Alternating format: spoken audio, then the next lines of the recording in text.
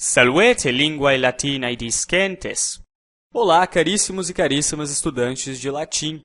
Sejam muito bem-vindos à quarta parte de nossa segunda lição do curso Latim para Principiantes.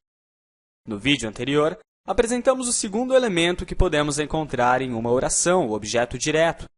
Neste vídeo, abordaremos um conceito bastante parecido, que é o de objeto indireto. Vamos lá!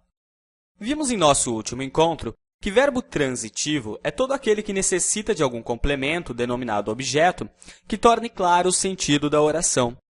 Quando esse objeto aparece sem a necessidade de nenhuma preposição, damos-lhe o nome de objeto direto, e o verbo que ele complementa é denominado transitivo direto. Pois bem, definimos agora verbo transitivo indireto como aquele que, assim como o verbo transitivo direto, exige um complemento que lhe elucide o sentido, mas desta vez mediante a presença de uma preposição. Tal complemento preposicionado recebe o nome de objeto indireto. Ressaltamos, então, que a única diferença entre um verbo transitivo direto e um verbo transitivo indireto é a ausência ou não de preposição. Concluindo, verbo transitivo direto pede um complemento não preposicionado, denominado objeto direto. Verbo transitivo indireto pede um complemento preposicionado, denominado objeto indireto. Verbo intransitivo não pede complemento. Observe a oração Maria escreve para os pais, cuja tradução em latim fica Maria parentibus scribit. Analisando a oração em português, identificamos Maria como sujeito e escreve para os pais como predicado. Onde reside o verbo desta oração? Ora, entre os termos Maria e para os pais. Trata-se do verbo escrever, em sua forma escreve. Se Maria escreve, é natural que escreva para alguém, para os pais. É importantíssimo notar aqui a presença da preposição para. É ela que nos indica que escrever, neste contexto, é transitivo indireto. Temos, portanto, escreve como verbo transitivo indireto e para os pais como objeto indireto. Observe que, se tivéssemos dito que Maria escreveu um livro, teríamos, neste caso, um verbo transitivo direto, pois não existe nenhuma preposição entre o verbo e seu complemento. Esse é um indício de que a transitividade verbal está condicionada pelo contexto da oração. Partamos agora para a análise da frase latina, Maria parentibus scribit. Temos aqui Maria como sujeito e parentibus scribit como predicado. Como você deve ter imaginado, scribit é o nosso verbo transitivo indireto e parentibus é o seu complemento, o objeto indireto. Observe as duas frases por um instante. Conte, por exemplo, o número de palavras em cada uma delas. Temos 5 vocábulos na frase portuguesa e somente 3 na frase latina. Com base nos vídeos anteriores, você já é capaz de explicar o porquê da ausência de um desses vocábulos na tradução em latim. Isso mesmo. Em latim não existem artigos, portanto o artigo os não é traduzido. Assim, a palavra parentes em latim pode significar pais, os pais, certos pais e assim por diante. Mas ainda assim nos falta justificar a ausência da preposição para. Aonde é que ela foi parar em nossa tradução? A resposta está na terminação da palavra parentibus. Como já comentamos inúmeras vezes, a terminação de uma palavra em latim indica a função sintática que ela exerce na oração. Assim, não precisamos utilizar nenhuma preposição em latim para indicar objeto indireto. Quem se encarrega disso é a terminação ibus da palavra parentibus. Ao longo deste curso, você aprenderá a reconhecer a função de uma palavra em latim simplesmente por sua terminação, e também atribuir a um vocábulo latino a terminação correta dependendo de seu contexto. Mas antes de começar a memorizar sistematicamente dezenas e dezenas de terminações gramaticais, eu preciso ter certeza de que você sabe reconhecer o sujeito, o objeto direto e o objeto indireto em uma oração, bem como alguns elementos mais que estudaremos nos próximos vídeos. Muito bem. Veremos agora alguns exemplos que nos ajudarão a identificar o objeto indireto em uma oração quando ele existir. você verá que o procedimento é exatamente o mesmo que utilizamos quando aprendemos o objeto direto.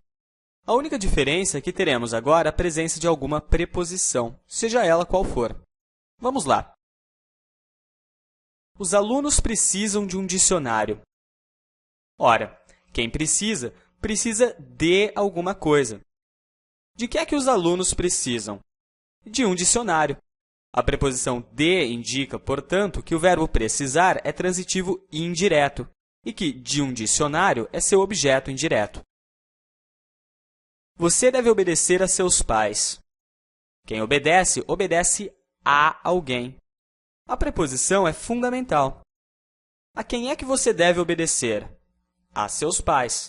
A preposição a indica, assim, que o verbo obedecer é transitivo indireto e que a seus pais é seu complemento. Aqui denominamos objeto indireto. No próximo exemplo, temos a vitória depende de você. Quando há dependência de alguém ou de alguma coisa. De quem é que depende a vitória? De você. Temos, portanto, verbo transitivo indireto e objeto indireto. Mal piscavam enquanto assistiam à partida. Temos aqui um exemplo interessante, porque ele nos ilustra um pouco a evolução da língua portuguesa. Tradicionalmente, considera-se o verbo assistir no sentido de ver como transitivo indireto, porque ele necessita da preposição a. Assim, gramáticos mais tradicionais consideram equivocadas construções do tipo eu estou assistindo televisão em vez de estou assistindo à televisão. Sob esta ótica, quem assiste, assiste a alguma coisa. Mal piscavam enquanto assistiam a quê? À partida. Lembre-se de que a crase é nada mais nada menos que a fusão entre a preposição a e o artigo feminino a.